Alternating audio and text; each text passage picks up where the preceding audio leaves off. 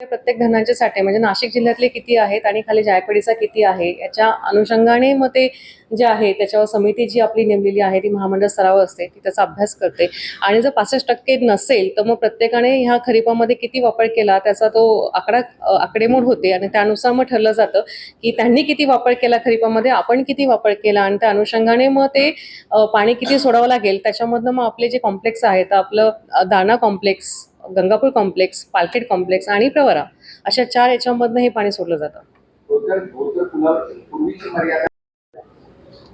तसं म्हणता येणार नाही. बऱ्यापैकी माझ्या विभागाअंतर्गतचे जेवढे धरण आहेत ते ऑलमोस्ट 50%च्या आसपास आहेतच. More than 50%. अ,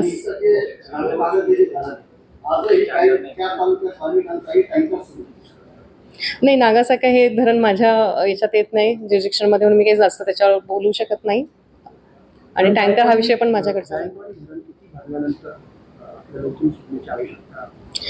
साधारणतः 65% जे आहे ज्याकडे धरण जर भरलं असेल तर आपल्याला वरतून पाणी सोडण्याची गरज पडत नाही. मेंढेगिरी समितीचा अहवाल जो आपला आता मान्य आमदार ज्या महोदया आहेत त्यांनीही सांगितलेलं आहे त्या पद्धतीनेच समन्वयी पाणी वाटपाच्या आधारे, कायद्याच्या आधारेच ते सगळी जी आहे ती पाणी सोडण्याची कारवाई करण्यात येते. आपण कॅल्क्युलेट केलं तर साधारणतः 8.6 TMC पाणी गेलेलं आहे आजपर्यंत जायकवाडीला.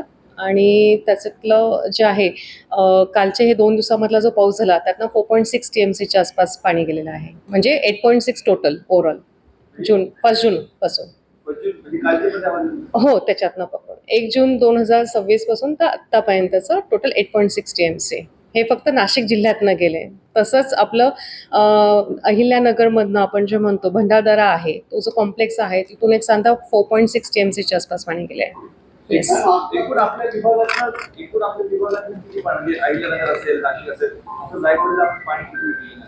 साधारणतः तेच 12 TMCच्या आसपास आपण म्हणू शकतो.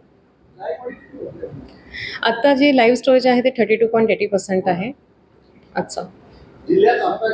नाही, आपण आतापर्यंत जे आहे इशारापाती 13,049 क्युसेक्सची आहे आपली होळकरला आणि धोका पातळी 19,000ची आहे क्युसेक्स. आत्ताही आपली तीच आपण फॉलो करतो आहे.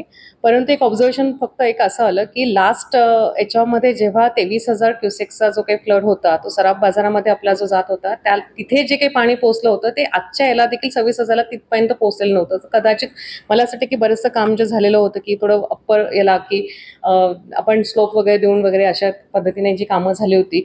आणि मुळात गांधी गेटच्या इथले जे काय आहे गांधी तलावाच्या इथले ते पण गेट्स माझ्या मते ह्यावेळेस तो एक अडथळा जो आहे तो दूर झाल्यामुळे बऱ्यापैकी जो फ्लड आहे तो पास व्हायला मदत झालेली आहे.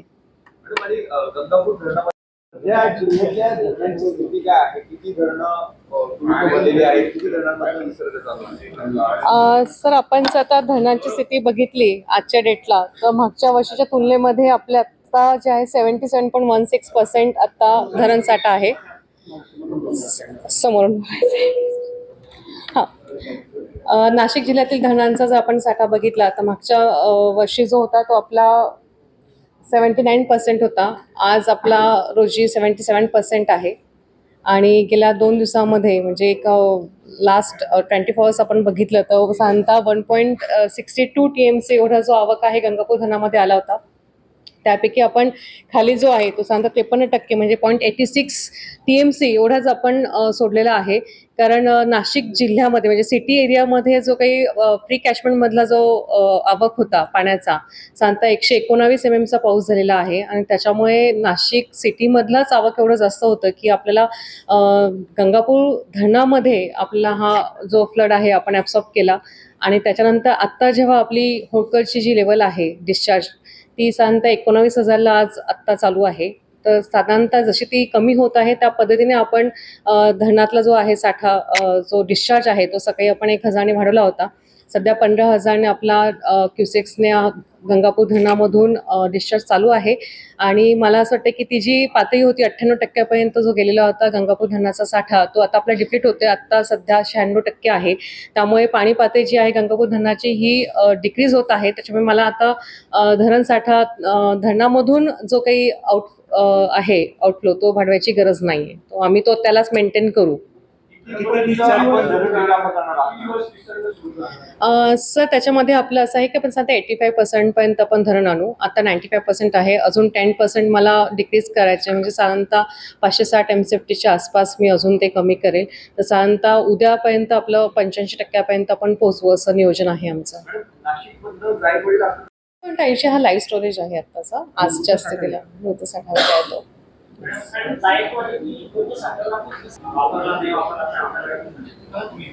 अ, त्या बाबतीमध्ये आपले जे आहेत जसं आमचे वरिष्ठ पण बोललेत की तसे ग्रुप तयार आहेत वरिष्ठ स्तरावरचे आणि आपल्या इथले पण काही जे वरिष्ठ अधिकारी आहेत त्या ग्रुपचे मेंबर्स आहेत. त्यांचे अधिकारी त्याच्यामध्ये इन्व्हॉल्व आहेत. डेली जो काही डाटा असतो तो त्याच्यावर डेली गेजचा टेबल जो असतो तो तिथे टाकला जातो आणि त्याच्यामुळे आपल्याला मॉनिटरिंग सोपं पडतं की आज किती लेवल होती, उद्या किती लेवल आहे आणि कधी वाटलं तर त्याच्यावर एक स्पॉट नेमून किंवा असंही त्या पद्धतीने कधी गरज पडली, वाटलं आपल्याला शंका आली तर त्या पद्धतीने कोणी घेऊ शकतो. पण जनरली अधिकारी वर्ग जो असतो तो त्या पद्धतीने जे त्या लेवल्स जे टाकल्या जातात पर्टिक्युलर प्रत्येक धरणाच्या हे आपले गव्हर्नमेंटचं प्रवाह ॲप असतं. त्याला आपल्याला सकाळी 7 वाजेच्या आतमध्ये आपल्याला अपडेट करावं लागतं आणि ह्या ज्या फिगर्स असतात ह्या मंत्रालया स्तरावर जात असतात. त्याच्यामुळे तिथे कुठल्याही प्रकारे मॅनिप्युलेशनची शक्यता नसते.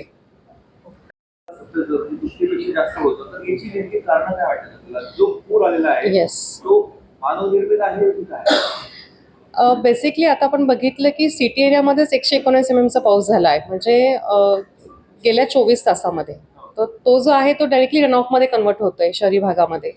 आणि मागच्या वेळेसचा जो पूर झाला ढगफुटीच्या वेळेसचं जे आपलं प्रिडिक्शन होतं तेव्हा देखील आपलं तेच झालं की आपल्या धरणामधनं पाणी नसताना देखील फक्त फ्री कॅचमेंटमधनं एवढा आलेला होता. तेव्हा 9,500 ते 10,000 हा फक्त फ्री कॅचमेंटचाच आपला जो होता डिस्चार्ज होता आणि तेव्हा पण तुम्ही बघाल तर बऱ्यापैकी रामकुंड पूर्णपणे 10,000लाच आपलं जे आहे पाण्याखाली गेलेलं होतं. आणि आत्ताच्या स्टेजमध्ये काय झालंय की आपण बऱ्यापैकी जेवढा आपल्याला ॲब्सॉर्ब करता आला तो आपण फक्त की खाली जास्त पूर परिस्थिती निर्माण होऊ नये म्हणून आपण धरण याच्यामध्येच तो आपण ॲब्सॉर्ब केला. त्याच्यानंतर इथली आता जेव्हा परिस्थिती कंट्रोलमध्ये आहे, जेव्हा आपण 19,000च्या खाली जातोय तेव्हा आपण साधारणतः 1,000ने फक्त वाढ केली. अदरवाईज आपण 12,900ला जे आहे ते आपण कॉन्स्टंट ठेवलेला होता. त्यामुळे ती जी माझी फिगर होती जी आम्ही डिस्चार्ज करत होतो ती बदलत नव्हती. व्हेरिएबल फॅक्टर जो होता तो फक्त फ्री कॅचमेंटमधला पाऊस होता, ज्याला आपल्याला मेजरमेंट करण्यासाठी कुठलीही काही सिस्टीम नाही आहे की कुठून पाणी येतं आणि कुठे मेजर करावं. कारण की ते नंतर आल्यानंतर तुमचं होळकर जी आहे तीच आपण एक ठेवत असतो, पण होळकरच्या पुढे देखील ॲड होत असते. तुम्ही जर बघाल तर आपल्याला नंदिनी आणि याचा जो कॉन्फिडन्स होतं तिथे वेगळाच तुमचा डिस्चार्ज असणार आहे. आपण फक्त होळकरला आपण जे आहे आपण रेफरन्स पॉईंट आपण कन्सिडर करतो आणि त्याच्यावरच आपण म्हणतोय आणि दुतोंड मारुती जे आहे जे आपल्या सगळ्यांसाठी जनसामान्यांसाठी एक युनिट आहे की किती पूर म्हणजे पूर्ण बुडला तर महापूर आला असं आपण जे म्हणतो तो एक आहे लेमॅनसाठीचा आपण म्हणू शकतो कॉमन माणसं.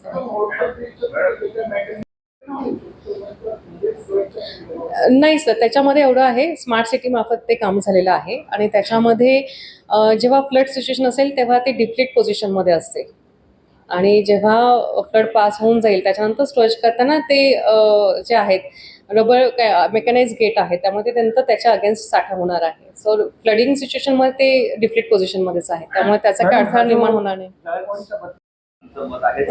नाही सर मुळात आपलं जे आहे आपलं 22 तारखेला आपलं 80%च्या आसपासच धरण होतं. तोपर्यंत पावसाचा कुठेही आत्ताचं तुम्ही बघाल तर 22-23 तारखेचं कुठेही IMD कडनं किंवा कोणाकडनं आपल्याला तसं रेड अलर्ट वगैरे असा इन ॲडव्हान्स आलेला नव्हता. सध्याचा मान्सून जर बघितला तर हा प्रिडिक्टेबल नाही आहे. हा आपण पण बघतोय काल 2 दिवसांपासून आपण जर बघितलं 48 तासापासून तर 15 मिनिटासाठी अगदी जोरात पाऊस येतोय, पुन्हा थांबतोय, पुन्हा येतोय, पुन्हा थांबतोय. तर याच्यामुळे मुळात सिटी एरियामध्ये जो आहे याच्या आधी देखील जर आपण बघितलं 2019मध्ये आपण 44,000च्या आसपास गंगापूरमधनं पाणी सोडलं होतं तेव्हा होळकर ब्रिजला 81,000च्या आसपास लेवल होती. आज आपण तर तेवढंही आपण सोडलेलं नाही आहे. म्हणजे याच्या आधी देखील 2019 असेल 16 असेल त्याच्या आधी काही वर्षांमध्ये याच्यापेक्षा जास्त पाणी आलेलं आहे. बऱ्यापैकी अनुभव असा असतो की आत्ताचा जो आपला मागचा जो फ्लड ढगफुटीच्या वेळेसचा जो होता तेव्हा देखील आपण जर बघितलं तर धरणातनं थोडंही पाणी न सोडता देखील म्हणजे एक थेंबही आपण ऑपरेट केलेलं नसताना देखील आपल्याला खाली पूर परिस्थिती निर्माण झाली होती. सो आपण असं म्हणू शकतो की जे पूर्वी असं होतं की धरण माथ्यावरच जास्त पाऊस होतो त्याच्याऐवजी आता हे थोडंसं चित्र बदललेलं आहे. शहरी भागामध्ये जास्त पाऊस पडतोय त्यामुळे तो कॉन्ट्रीब्यूट होतोय आणि जर बघाल तर रन ऑफ हा डायरेक्टली 100%च्या आसपास असतो कारण की पाण्याला ॲब्सॉर्ब व्हायला जागाच नाही आहे शहरामध्ये. रस्ते काँक्रिटीकरण झाले, डांबरीकरण झालेलं आहे, पाणी जाईल तरी ते ॲब्सॉर्ब कसं होईल? त्यामुळे ते पाणी डायरेक्ट रन ऑफमध्ये कन्व्हर्ट होतंय. त्याच्यामुळे थोडा फ्लो आपल्याला नदीला मिळतोय. मॅडम जायकवाडी 65% जे असावं